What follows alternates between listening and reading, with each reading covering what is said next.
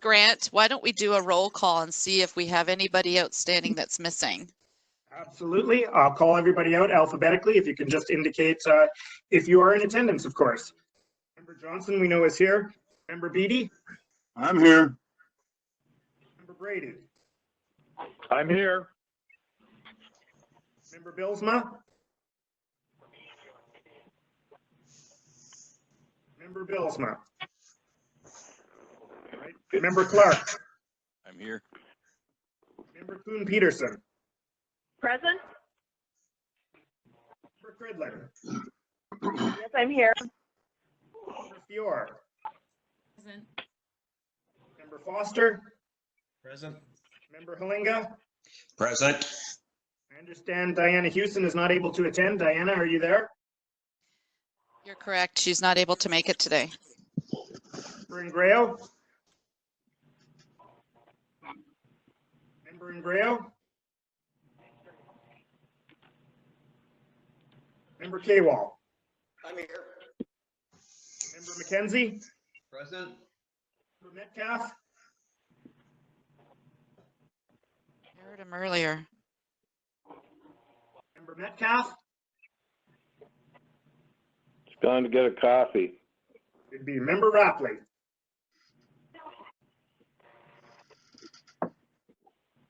Member Shurton. Present.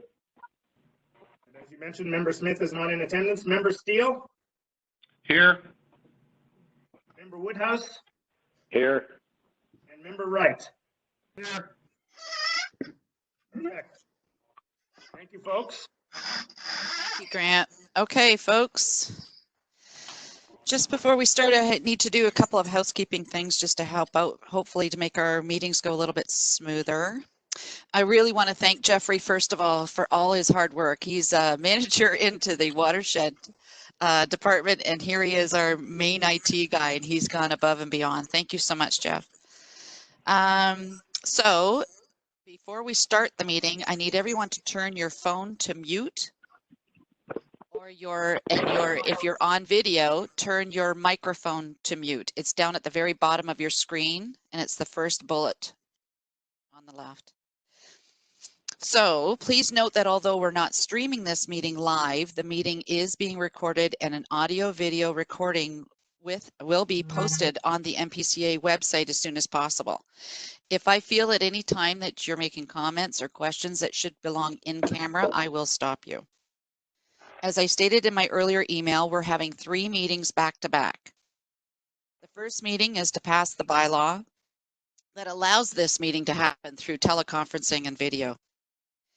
We will adjourn, and then immediately we will be going into our second meeting, which was to approve the annual progress report for the Drinking Water Source Protection Authority.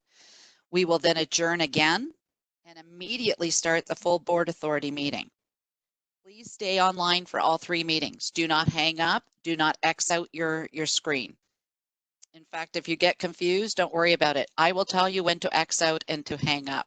In the meantime, leave your buttons alone. Just to let you know, some members have telephoned in this morning and others are participating by video feed. Yes, it will be challenging, but we will get through it. To make things simpler. Dave. Hi, Dave. You're sideways, by the way. Just wanted to let you know. Yeah, thank you. Thank you very much. I'm in now. Yeah. I know, but you're sideways. Your picture is sideways. Now you're upside down. Keep going. We'll tell you when you get it. Now you got it. Now we just got to see your face. Okay, there you are. So just to make things simpler, I will appoint a mover and a seconder for each vote. Instead of asking each member to A or nay their vote, I will instead ask who is opposed. We can then assume all the other members are in support. If there's a bit of chatter about a certain item, then we will do a roll call to see who's voting for which. Good morning, Bill. It's good to see you. Okay, so if you want to speak, wave to me or unmute your phone and just say your name. So let's just try this. Let's get started. We're going to do the first 2 hopefully easier ones out of the way. So we've already done our roll call meeting. So I would like to call the very first meeting to order. again, this is our special full authority meeting. The Niagara Peninsula watershed is located on the traditional territory of Indigenous peoples dating back countless generations. We want to show our respect for their contributions and recognize the role of treaty making in which is now Ontario. So I have right now, give me a second, folks, sorry. So moved by Member Beattie and second by Member Brady that the approval of the agenda. Is there anyone who is opposed? Hearing none. So everybody should be on mute and unmute yourself when you're ready to speak. Are there any declarations of interest? Hearing none. Now we're on to discussion items. This is report number FA-21-20. This is the administrative bylaw amendments and adoption of emergency provisions for electronic meetings and teleconferencing. It is moved by Member Balsma and Member Clark. Is there any discussion? Ken Kaywall, you can unmute yourself. Yeah, thank you, Chair. Just one question. On page 5 of the report, page 14 of the overall package, it talks about 15 threats being managed under risk management plans. And my question is, are those plans or should those plans be reviewed with the Source Protection Authority? Okay, can you refer the page number again, please? Page 5 of the report or page 14 of the overall package? We're not even there. Hang on a second. We're in the special full authority meeting at the present time. That is the special full authority meeting. No, it ain't. Oh, sorry. I take that back. That's okay. So are there any discussions right now to allow the bylaw for us to have this meeting in the first place? This is virtual meetings and teleconferencing. Are there any more discussion? Seeing none. Any opposed? Hearing none. So now I need, please, a Member Kuhn-Peterson and seconded by Member Cridland that we adjourn. Any opposed? Thank you. So everything's been passed for the special full authority meeting. Grant, are you okay with everything? We're good. Okay, so everybody back to mute again, please. Now we're on to the Source Protection Authority meeting. So again, call to order. The Niagara Peninsula watershed is located on traditional territory of Indigenous peoples dating back countless generations. We want to show our respect for their contributions and recognize the role of treaty making in what is now Ontario. And just to be clear, Grant, we were doing roll calls earlier. Member Belsma is on. Maybe we just want to check for Member Ingrao, Metcalf, and Rapley. Are any of them online yet? I'm online, right? Okay, and who are we? Is this John? Rapley. Oh, Rapley, I'm sorry. I'm trying to get. Okay, good. So we've got Member Rapley with us. Do we have Member Metcalf or Member Ingrao? No. Okay, thank you. So everybody again, put your microphones onto mute or your phones onto mute. We do have, I recognize Bill is with us. Is it Bill Hodgson? You can unmute your microphone, Bill. There you go. Oh, okay. Yes, there I go. There you go. So I'm assuming that you're here for the Source Protection Authority meeting. I'm actually here just to support Tom Prox. And he's technical lead of it. And would be the source for answering technical questions. Beautiful. Well, it's good to see your face, sir. All right. Good. So it's moved by Member Fiore and Member Foster that the approval of the agenda. Are there any opposed? Hearing none. Declarations, oh, so that's carried. Declarations of conflict of interest. Hearing none. And I'm going to, Member Halenga and Member Kaywell is going to move the minutes of, or the approval of the minutes. Is there any discussion of the minutes? I'm pausing, folks, because it's hard to unmute your phone.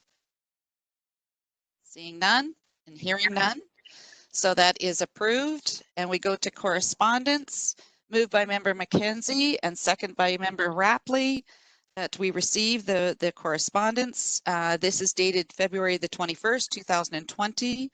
And this is from the Senior Project Manager, Water and Wastewater Engineering, Niagara Region. And this is regarding the notice of filing of the Environment Assessment Addendum. So are there any opposed to receiving that correspondence? Seeing none.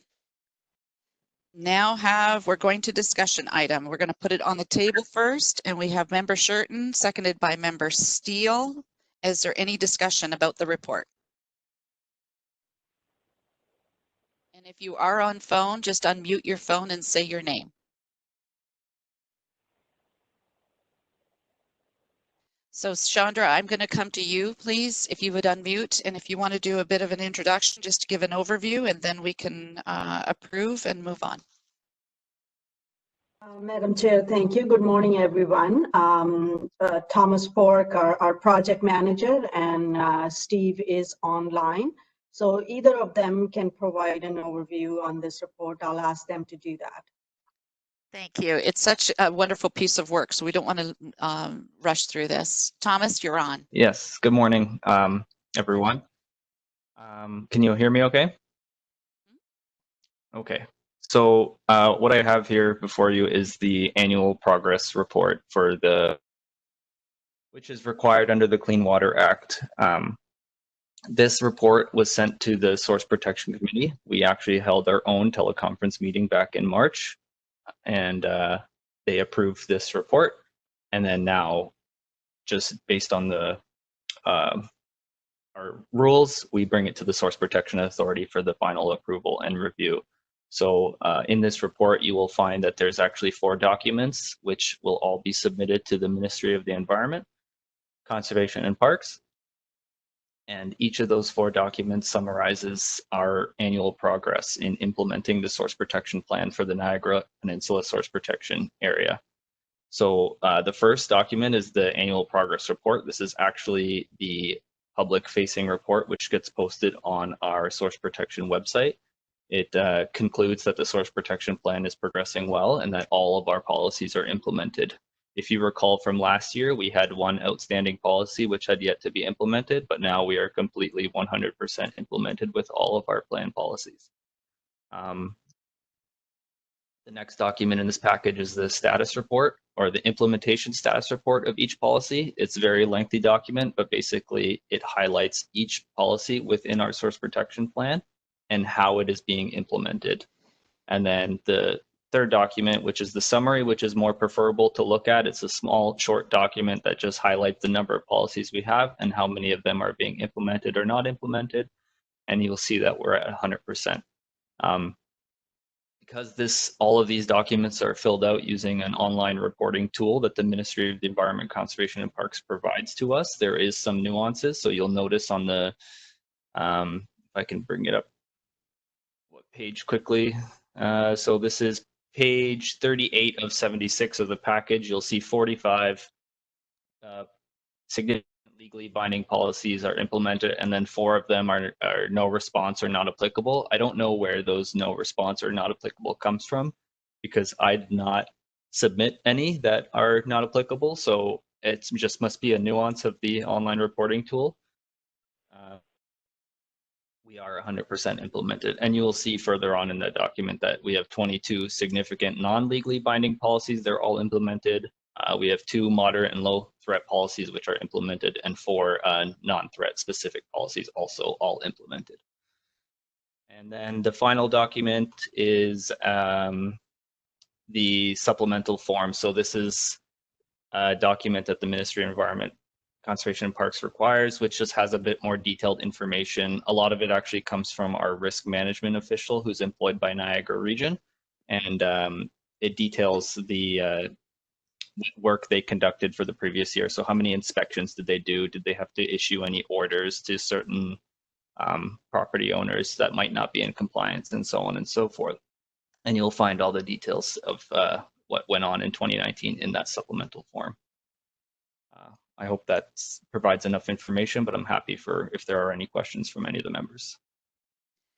Are there any questions from any of the members? But probably before we do that, can I go to Bill? Bill, you've taken the time to come and join us today. So would you like to add a few more words to that after you unmute yourself? Yeah, I don't really have a whole lot more to add other than the fact that we did have our Source Protection Committee meeting. Was I think all of our members were able to attend. It was a teleconference, which is a new experience for me to chair a teleconference, and we got through it. I think quite successfully. And you know, there were thoughtful questions with respect to the report, and Tom was able to, I think, kind of satisfy any of the inquiries that were made to him. And we think that that the recommendation is a solid recommendation. Thank you very much. And I see that Ken Kaywell, Member Kaywell, would like to ask some questions. Would you please unmute yourself? Thank you, Chair. I think I've got my timing right this time. Apologies for last time. Thank you for a comprehensive report. On page 5 of the report, question 4 on risk management plans, it's page 15 of the overall package. It mentions that 15 threats are being managed under risk management plans. My question is, are those plans, or should those plans be reviewed with the whole Source Protection Authority? Who would like to answer that? Thomas, I think we'll put all directions to you. Yeah, that's no problem. So through you, Madam Chair, it's a good question. I actually don't have a direct answer for you other than I think because risk management plans are the responsibility of the risk management official, that it falls completely on them. But I can look into that and come back with an answer for you at another time, because I've actually never given that. That's never come up before, so I don't have a direct answer for you. Sorry. So my reason for asking the question is, you know, I thought as the Source Protection Authority, one of the things that we should be responsible for the oversight of is risk management. And if they are risk management plans, if there's still 15 of 24 threats that are under risk management plans, I thought it probably would be important for us to at least have a glance at what those plans might look like and try to understand if there's any risk there that we need to be aware of. So that was my reason for asking the question. Well, I think that they are kind of addressed through the risk management official, as that's their position, that's their job to do those plans and draw them up. But whether it's the job of the Source Protection Authority to review those plans, I'm not sure. But like I said, I can look into that and come back with an answer. Terrific. That would be helpful. Thank you. Yeah. Thank you. Are there any more questions or comments? And I'll wait a few minutes because people are unmuting their phones, as yesterday I unmuted my phone and ended up hanging up instead. Okay, so just to remind everyone that Member Shurton and Member Steele moved and seconded this. Are there any opposed? Seeing none, then it's carried. Now it's moved by Member Woodhouse and Member Wright that we adjourn. Any opposed? That itself is carried. So hang in there, folks. We're now on our 3rd meeting. And this is the full board. Oh, sorry. I said, just have a great day, folks. Oh, Bill, thank you very much for joining us. I didn't know you were going to be leaving. You just have nothing more exciting to do than to hang out with us, don't you? I've been there, done it. Beatty here. Stay safe, please. That was Stu Beatty telling you to stay safe, please. Oh, thank you, all of you too. We're all doing our part, and some of us have much to be thankful for. Absolutely. Thank you. Reminder, everybody, please put mute on. So I'm now going to call the meeting to order. That the Niagara Peninsula watershed is located on traditional territory of Indigenous peoples dating back countless generations. We want to show our respect for their contributions and recognize the role of treaty making in which is now Ontario. So approval of the agenda. I have the mover and seconder here, Member Fior and Member Foster. Any opposed? Seeing none. So declarations of interest. Anybody have a conflict? Hearing none. Approval of the minutes. This is the minutes of the Source Protection Authority meeting dated November the 20th, 2019. It's moved by Member Halinga and seconded by Member Kaywell. Any opposed? Any discussion? Brenda, Bruce McKenzie. Thank you. I think is, I'm sorry, I was reading the date wrong. You're correct.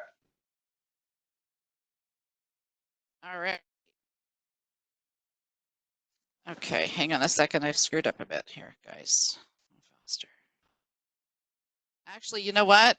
You're right. I didn't put this meeting one aside. I'm on meeting 2. I should be on to meeting 3. My apologies, everybody.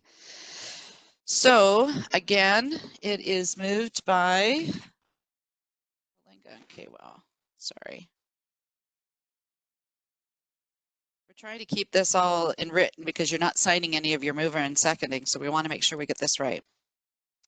So right now, the following minutes, it's moved by Member Halinga and seconded by Member Kaywell, that the following minutes be adopted and any recommendations therein approved.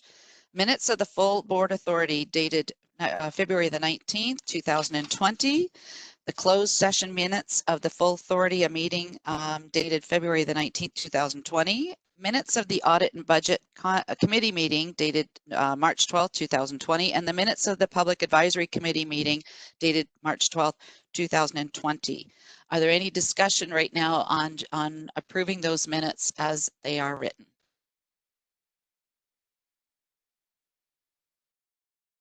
Okay, so they are approved. It's carried.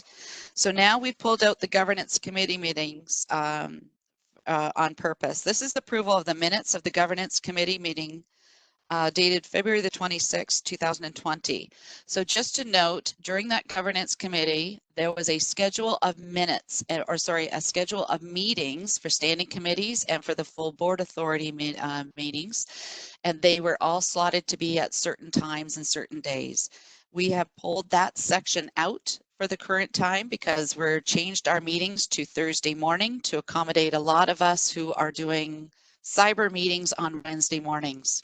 And it would take us away from the NPCA. So that the minutes of the governance committee meeting dated February 26, 2020 be adopted and all recommendations therein be approved, save and accept the recommendation GC 09-2020 to be deferred until the first regular meeting immediately after the termination of the state of emergency. So when we are finished with having our cyber meetings, we will go back and then we will approve the full board authority schedule and all the standing committees schedules as they are written in this meeting. So it is moved by Member Beattie and seconded by Member Brady. Is there any discussion or questions?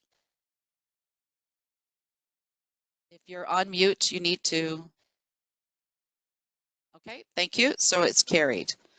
Now we're on to discussion minutes, or sorry, discussion items. This is the ratification of appointments of the Audit and Budget Committee and the Strategic Planning Committee.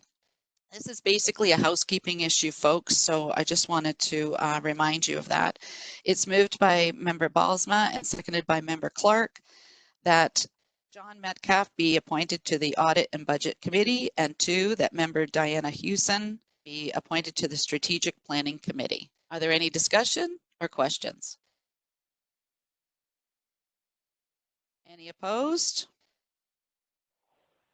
Okay, I'm assuming that is now carried. Thank you. So I just want to get this straight. All right, so now we're on to C, report FA 10-20. This is the restoration project approvals. And it is moved by Member Kuhn-Peterson, seconded by Member Cridlin, that report FA-10-20, read the 2020 restoration project approvals, February the 14th, 2020 intake be received, and that the restoration project selection during the February 14th, 2020 intake as appended be approved. Are there any discussion on this item?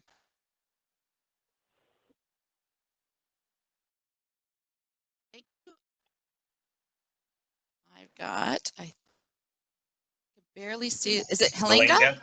Oh, sorry, I could barely see you. Go ahead, John.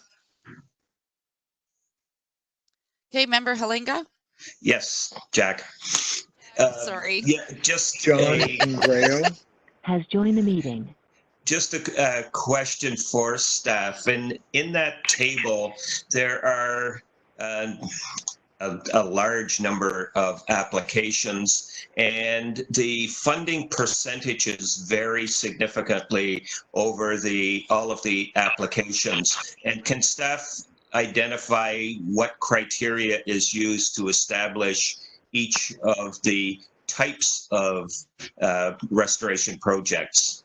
Thank you. Chandra, I'll send it to you first, please.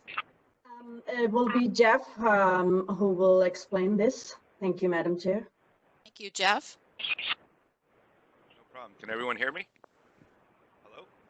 Yep, we can hear you. Okay, the headset's not working, but It is. It's working great. Oh, it was? Okay. Well, I pulled it out, so I'll just address it this way. The restoration projects, each type has a different selection criteria. So those are evaluated by staff and then run through the selection committee. I can't remember if the criteria are on the website or not, but we can make those available to the members if they want as well. The funding percentages have to do with, a lot of these are done in partnership, and it depends on what some of our partners are contributing. It will affect how much we kick in to the partner and the landowner, as that's kind of a bit of a sliding scale. Each project has different ceilings for the grant contributions. That stuff certainly is all published online with all the project types on the website. We can make sure a link to that page gets sent out after the meeting as well too, if there's any more questions about that stuff. Member Helinga, you still have the floor. Yes, thank you. And I will wait till that information becomes or is presented to us. Thank you. Thank you. And I believe we had someone else just join in. Was that Member Ingrail? Yes. Oh, perfect. Good morning, sir. Glad you could make it. Thank you. So before we finish this meeting off, folks, we're going to do another roll call just for Grant's records, right, Grant? We certainly can. I think I've got a handle on it, but if you'd like, we can do that. Just to double check our numbers, that's great. Okay, thank you. Is there any other discussion or questions about the restoration project list? Madam Chair, it's Yes, Brad sir. Clark here. So of all of these projects, is there a report back mechanism after the restoration is complete to verify that the work was done as per what the project was approved for? Yeah, everybody hear me? Yeah. Okay, good. So the staff are on site until the project is complete, and then we are working on actual what we call follow-up for. So in subsequent years, we're going to go back and monitor and evaluate how successful they are as well. So we make sure that they get completed, and then we're in the process of creating a protocol to evaluate how successful they are in subsequent years. And is there a report back to the board on that matter? Or do we just spend the money and forget about it? No, we haven't. Last year was the first year, so we haven't reported anything back on the success of last year's project because those evaluations still have to occur. But we certainly can and intend to do that. I would appreciate it. Thank you.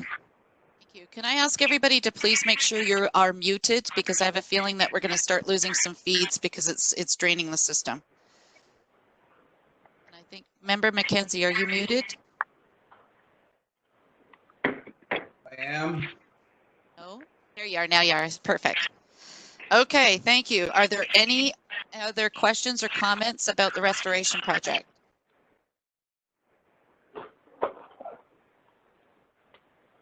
Hearing none, we're going to consider that is carried.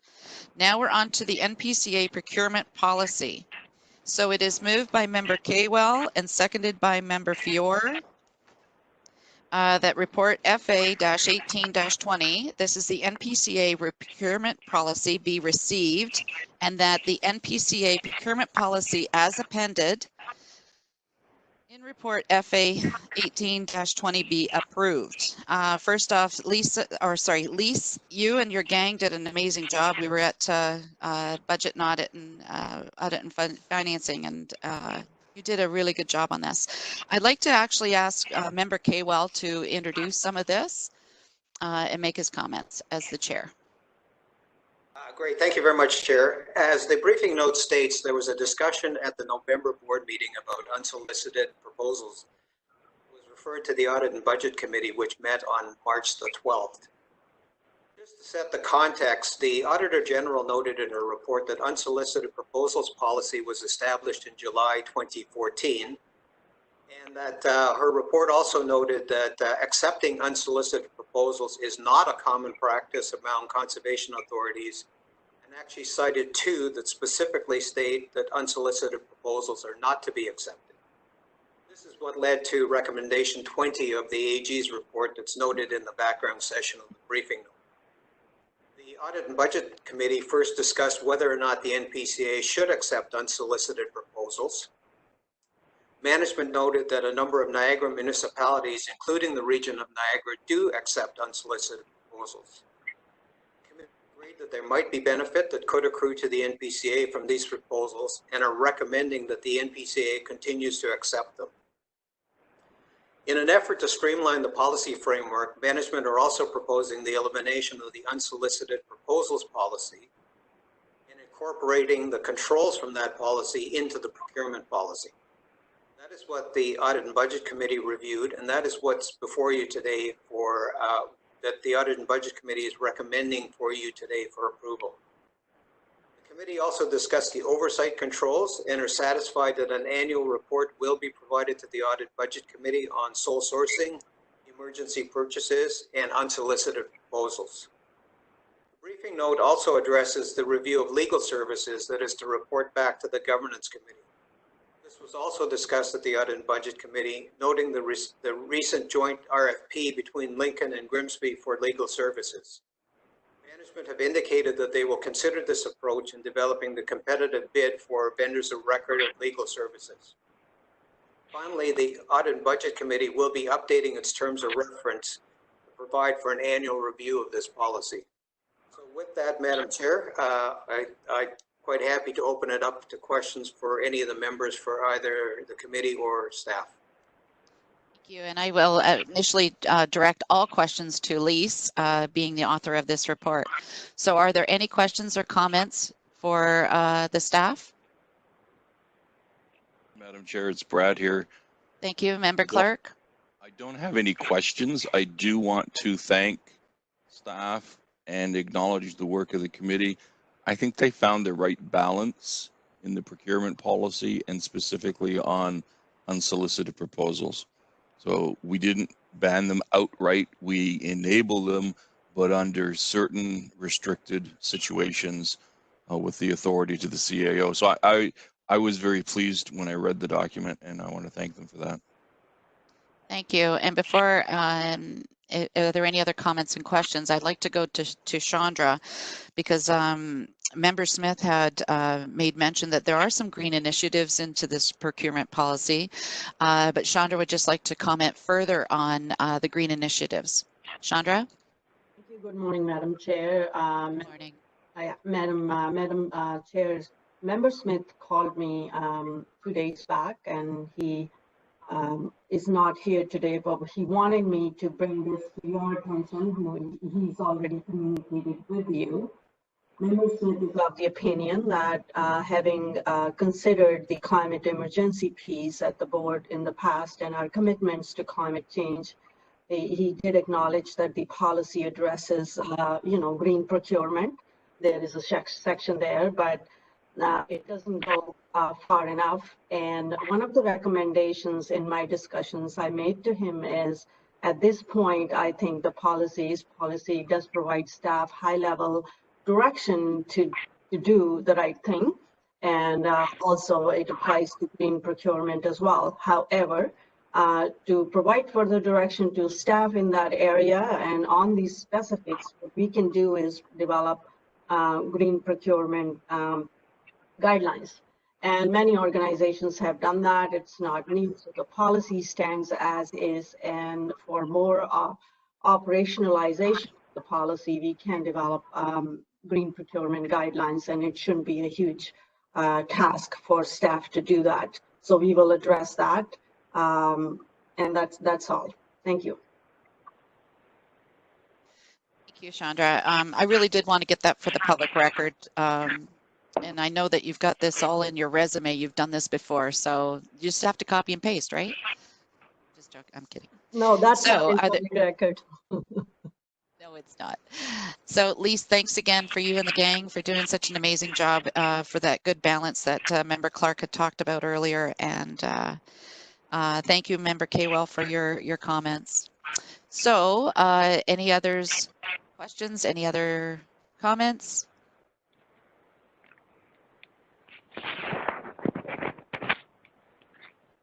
Somebody's got their mic open.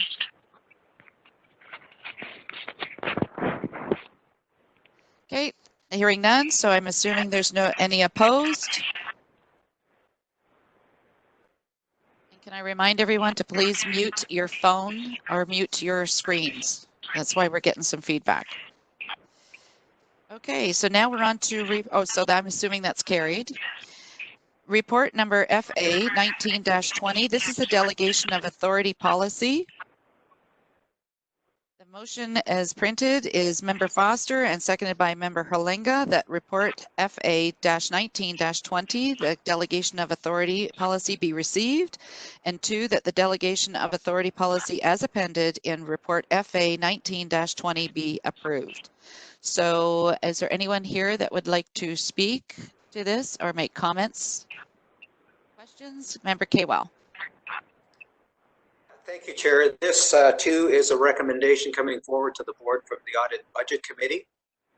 This is a new policy identified by management to fill a gap in the overall controls framework.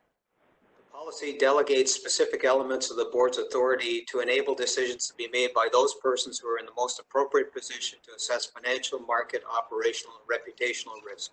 The delegation of authority is for commitment spending, payment, and functional authorities as noted in the actual policy. That is the appendix to the briefing note. The Audit and Budget Committee did discuss the various delegations and limits and are satisfied with the transparency provided and the controls that are in place. A delegation of authority policy is a common practice for public sector agencies and a standard part of an overall controls framework. Finally, as part of its annual work plan, the Audit and Budget Committee will be conducting an annual review of this policy.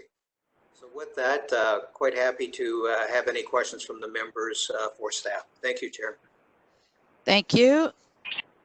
Again, any questions or comments on this? I'm just going to wait a minute for people to unmute their phone if they need to. Brenda Bruce McKenzie. Thank you, McKenzie. Member McKenzie, you're on. Just going back to the applies to this item. Did you have a mover and a seconder? I have a mover and a seconder for the delegation of authority policy. It's moved by Member Foster and seconded by Member Halenga. And you had that as well for the procurement policy. The procurement policy, I had Member Kaywell and Member Fior. Thank you. No problem. No other comments or questions? Brenda, it's Rob. It's Rob. I'm just wondering, with the board, like with the particular thresholds and stuff like that we're going into play, my expectation is that instance, something that has been approved by the CAO Secretary Treasurer or the non-competitive that's gone on, would that not show up to us as in some sort of a report, or is that sort of overall we don't even have to know about it? I'm just curious. Okay, good question. Chandra, can you respond, please? This is there what accountability is for the delegation of authority? So as you heard earlier, and I will try and answer that, and I'll probably Lise can answer this better, but just so you know, the standard practice is there are thresholds in policy, and the thresholds have been set considering what is operational business of the authority and within limits that we approve. And beyond that threshold, there is a requirement for the board to approve it. Other than bringing the sole source reports at the end of the year to the information of the board, we were not planning to bring every small purchase to the board. However, if the board wants that, we can find a way to bring that information over. Lise, would you like to add anything to what I've said? Yes, I would, in fact.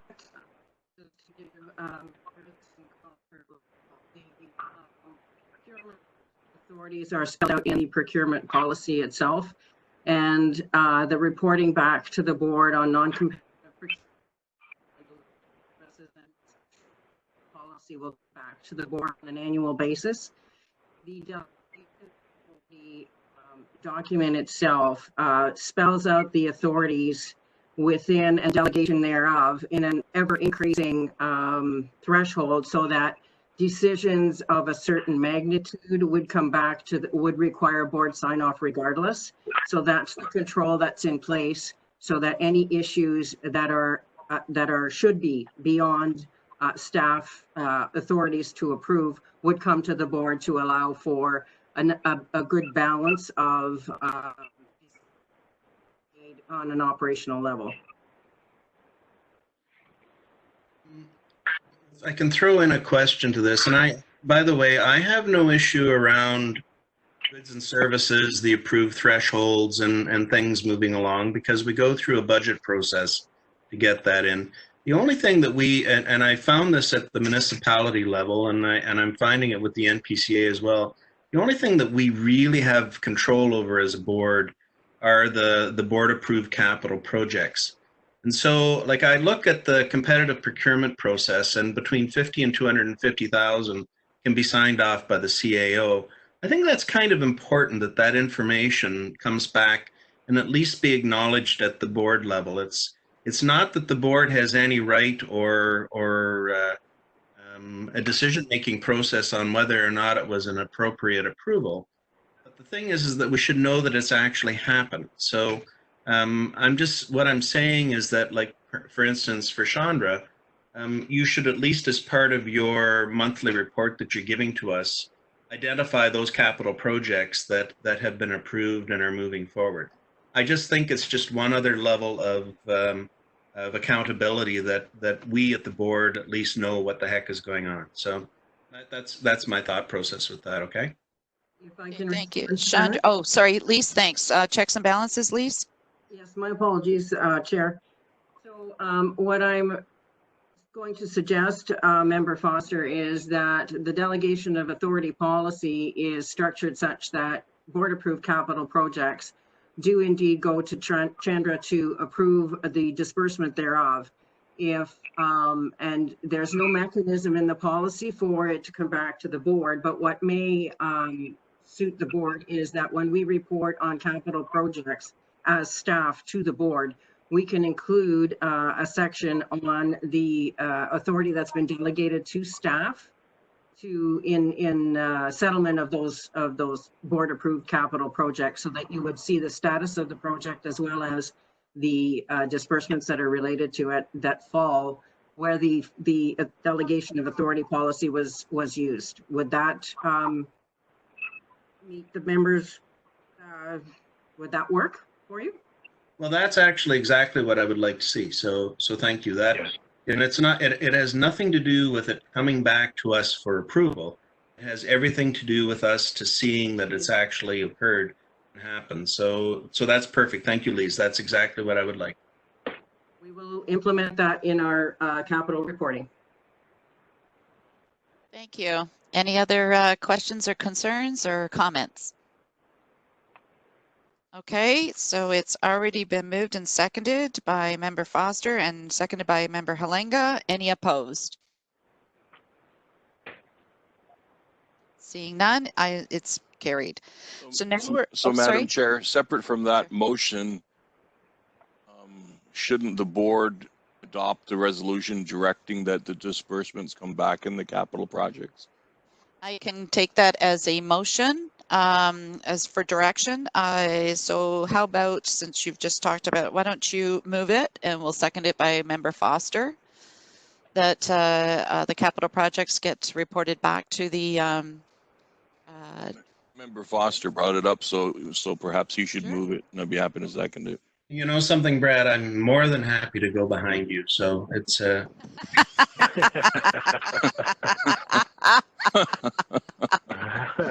safe to say when you're sitting at home, eh? Oh, there's so many things I could say that I'm not going to say. So do me a favor. Can you just word that properly? Yeah, we're simply moving a motion directing staff to include a report back on disbursements of capital projects. So I'm going to wait for Grant to come through to repeat that back, please. He may have reworded it better than me. Probably. I just feel we should capture that. Sorry, folks. I essentially have exactly what Member Clark had stated, that staff be directed to report back on disbursements of capital projects. Okay, it's been moved and seconded, and I see Member Kaywell would like to speak. Thank you, Chair. So we do have an audit and budget committee that's in place. And at the last audit and budget committee meeting, we talked about enhancing the responsibilities of that committee. And one of those responsibilities was with respect to reporting back on a number of financial matters, including this. So in consideration, do you want this coming back to the board, or do you want this coming through the audit and budget committee? I'll leave that up to you to decide. So it's up to the membership here. So, well, actually, as the mover of the motion, thank you, Brad. My belief is that this should be part of regular reporting that comes back into the board itself. As I say, this is the only area that the board really has any control over. So my preference is for that, and it shouldn't take much. And you know something, I'm even good if staff come back with wanting to do this on a quarterly basis or whatever the case may be. But the reality is that this is the area that we actually get to control. So no, I don't think it should go through the audit and budget committee. This is Ingro here. I agree with that. Sorry, John, you agree with Member Foster saying it should go directly to the board, or that it should go to budget and audit? Yeah. Audit and budget. Directly to the board. Okay. Any other thoughts and questions, folks? Hearing none, so the motion is on the table. It's moved by Member Foster and it's seconded by Member Clark. Any opposed?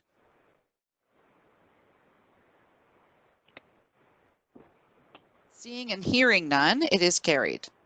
So now we're coming to the crux of the meeting that I think is really important for all of us. And Chandra is going to give us an update on the continuity of the NPCA operations. Last night, Chandra did send out a report to all of you, so if you can please pull that up, and we'll just follow the bouncing ball along with Chandra. Chandra, you're on. Thank you. Oh, sorry, everybody please mute. Thank you. Thank you, everyone. So I did send a brief last night. I'll try and highlight some of the things here and open it up for questions. I'm sure members will have some questions to ask. So I just want to start by saying that as an organization, NPCA has taken a very proactive approach during the ongoing COVID-19 crisis. We have, from the very beginning, ensured that our actions and messages are consistent with our municipal partner and public health agencies, that we actively communicate with staff on an ongoing basis and communicate with our board. And we also coordinate with Conservation Ontario and keep an eye on, and this was important for us, keep an eye on our risks and financial impacts of this crisis as regards to business operations, and plan proactively so we are not kind of chasing it after the fact. So with that, I want to start by personally thanking the chair and vice chair for your support, and also to the board members who reached out to me from time to time during this period to offer help.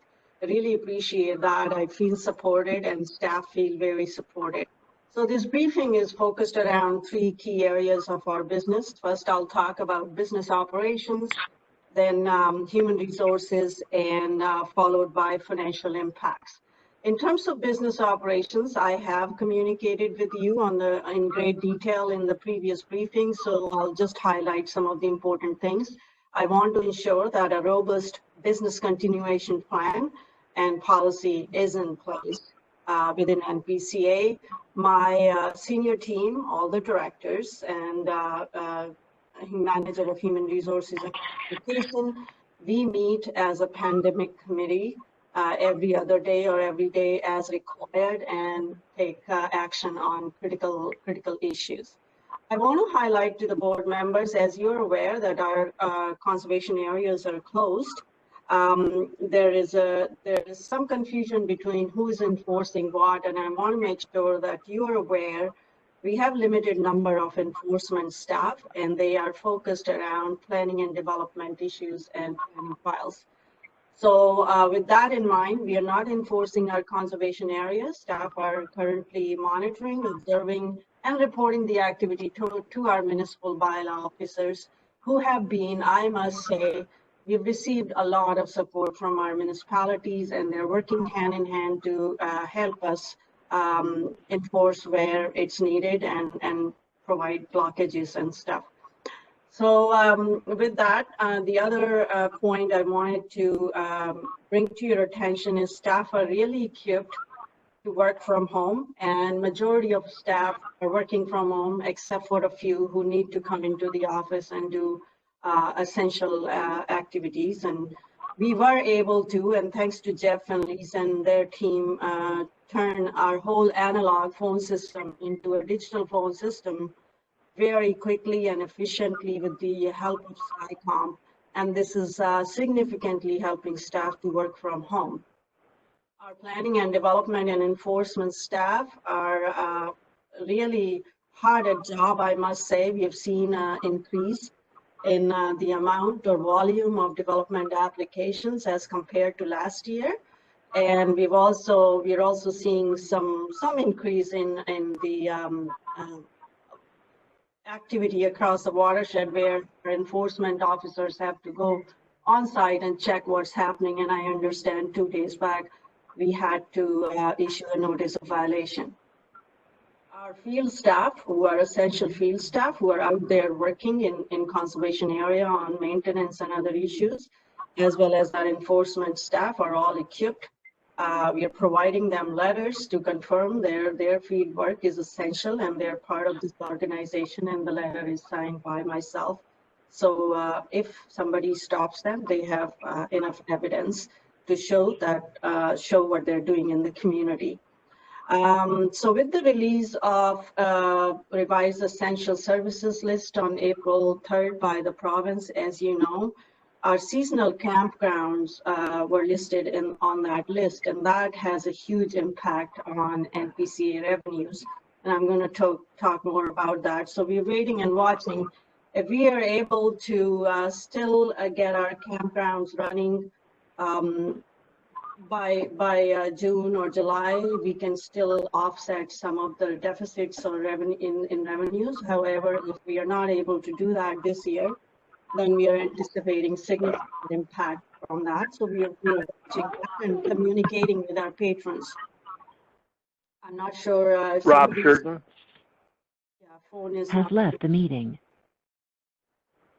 Sorry for the interruptions, Chandra. Rob Shurton told us ahead of time that he had another meeting to go to, so he's just left the meeting. So that's what that announcement was. Sorry. Thank you. So one thing I should inform the board members, we are entering into a storm season and we're seeing some activities right now, especially with Lake Erie issues, and that also increases some of the workload. Informing our stakeholders of, the weather conditions and is an important task we are undertaking right now, and also helping residents who may see some flooding issues. The good news is that staff are hard at work, and our year-end audit, financial audit, is just about, to be completed, and it's on track. And we are also working on the 2019 annual report. We also submitted, end of March, a very elaborate mid-year report to the Auditor General. And we intend to bring a full report to inform the board members on what was reported to the AG at the next meeting. So that's on the operations side. On the human resources side, I must say that the health and safety and morale of staff is very good. We check in, our managers check in, our directors check in with staff from time to time. To further that, we undertook a staff survey, and that was a great thing that we did. We heard from staff. The participation rate was very good, almost 80%, and it was encouraging to hear staff tell us how they feel and they feel supported and what they would like to hear more. And one of the suggestions from staff was to kind of hear more or interact more. And to facilitate that, we've just launched an internal staff hub with all the information that is available from public health sources, Conservation Ontario, and internally all the decisions that have been made by staff, senior management, or board. So it's all there on the hub now. And thank you to our team again for undertaking that work overnight in a few days. Staff work plans and priorities are underway, so that hasn't been impacted. Everybody's hard at work. And we are also kind of where we can go on site and do work, we are also kind of looking at pending projects, things that have been sitting there that we wanted to do. We are preparing a list of that. So if we have a staff person who cannot work on site suddenly, then we can deploy them into other areas. So there's all that background planning is currently underway. So I can tell you that at this point, I do not anticipate any critical issue from a human resources perspective.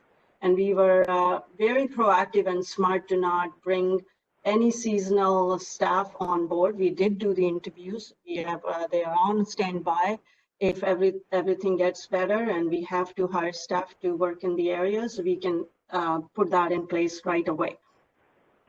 So in terms of financial impacts, which is on page 3, as you can see, we are undertaking and tracking detailed analysis of COVID impacts on our business. It was started right from the beginning. We started that.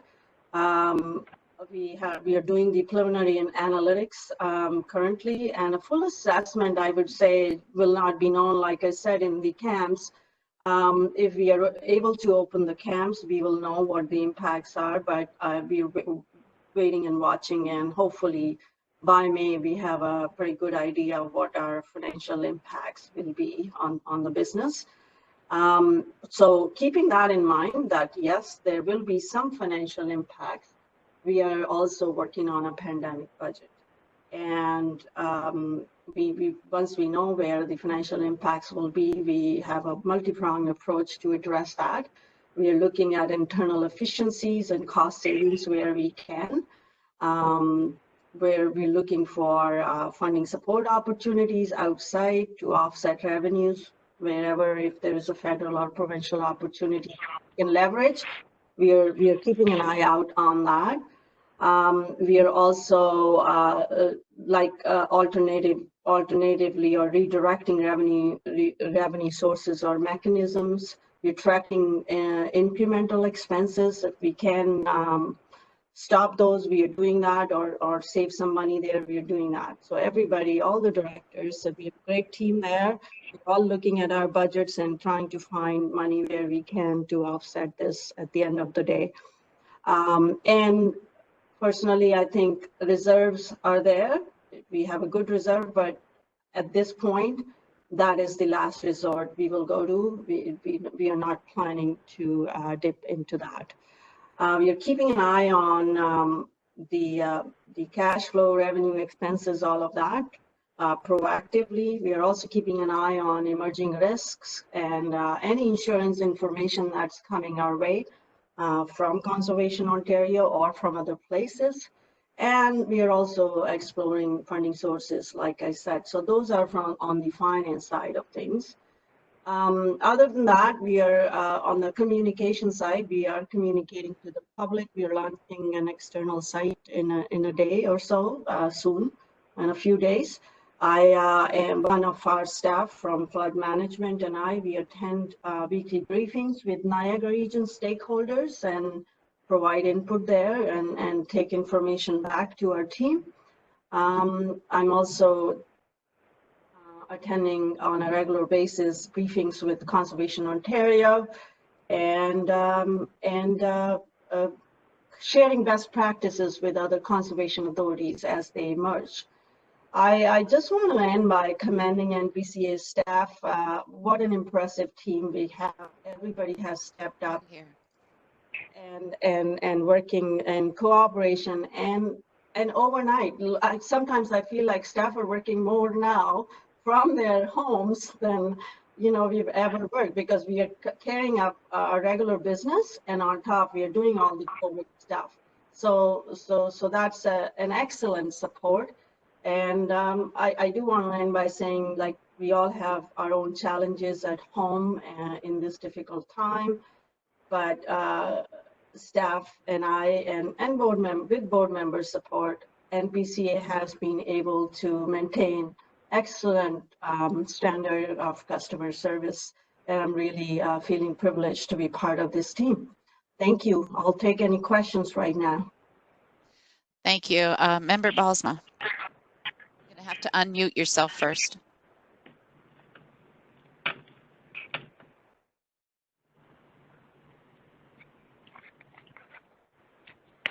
How does that work? Can you hear me? Yep, we can hear you.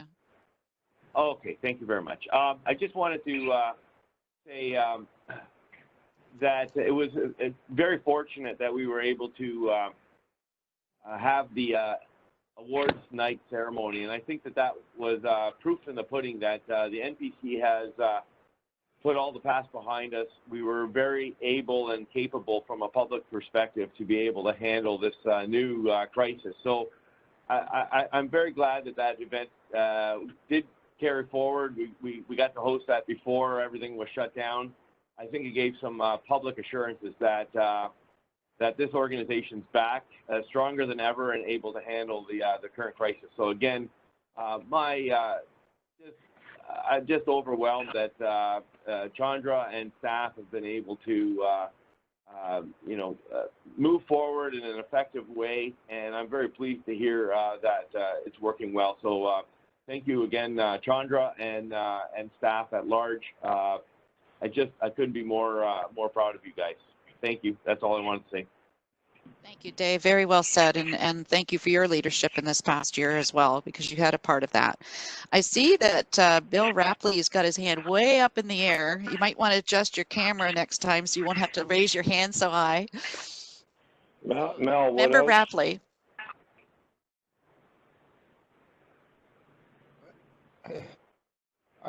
My hands are not up in the air. Oh, okay. Your camera is shining behind you, but it's a lovely house you have. Madam Chair, it's Bill Steele. I do have a question. Okay, thank you. Member Steele. Thank you, and it's through you to Chandra. Chandra, thank you for this update. Just my question is with regard, it's something that the municipalities in Niagara, along with the regional council, are doing. Are you, along with the other conservation authorities, putting together a report for the provincial government with regards to income loss due to COVID, and due to the fact that any money, aid money that's coming down from upper tiers doesn't include municipalities, does not include boards, does not include agencies at this time, so that once they start to come out in that way with regards to municipalities and NPCA or other conservation authorities that can actually apply for funding, are you putting together the data that you can go as a group of conservation authorities to the province to show that the effects of COVID, what it's had on us? Good question. Chandra? Thank you, Member Steele. Yes, the short answer to your question is yes. Thanks for bringing this forward. Niagara region did a survey and they were collecting information from all the stakeholders, but that was very high level. But I do understand that through Conservation Ontario, we are collecting the information, especially on financial impacts. Our financial impacts may be less than some of the other conservation authority that hire full-time staff to run their parks. So we're all doing that, and it will be collated, and we do intend to go to the province with that information. And like I said before, we on our part are preparing a very detailed analysis of what the impacts will be on our business, and we can use that information for any opportunity that comes our way. Member Steele? Great. Thank you, Madam Chair. Thank you, Chandra. Okay, any other questions or comments, anyone? Yes, Mel Woodhouse. I'm sorry, who was that? Mel. Okay, thank you. Mel Woodhouse, go ahead. Thank you. I too congratulate the staff. I mean, reading the report was very comforting and reassuring that this ship has been righted, and we have the proper leadership and a great team that's carrying this thing forward. So I want to congratulate everybody. My question would be specifically in terms of down the road, when we re-examine all of this. You indicated, Chandra, that there was different departments were putting together information or doing certain actions in terms of follow-up with their staff and those kind of things. Is there a master log of all of these activities that we can be documenting this thing through it? Because I'm sure at the end of the day, somebody's going to want to examine this from a historical standpoint. And I really think it would be important that we were able to actually have all that stuff put in place. Yes, you're correct. We are documenting everything in great detail from day one. And we have a shared site within our own organization where everything is recorded. We are keeping a chronology of events. We are documenting what staff are doing. We have created logs, and we are also documenting who's doing what over this period of time. So I think our data will be very comprehensive, and we have all the, we can write a book on this, I think. we have every piece of information. Thank you. Thank you. Member Woodhouse? No, that's fine. Thank you very much, Madam Chair. Okay, thank you. Member Clark? Thank you, Madam Chair. I just wanted to ask Chandra to make sure that we're capturing every expense. So even the expense of equipment or, for example, the digital phone, all of the things that we had to do that we normally would not have done could be arguably said to be an expense for COVID that we could then ask for reimbursement from the provincial government. So let's make sure that we have a very comprehensive list of all of those expenditures when we go forward. And I'm hoping that Conservation Ontario is organizing some type of advocacy for conservation areas. And lastly, share that information, please, with the City of Hamilton.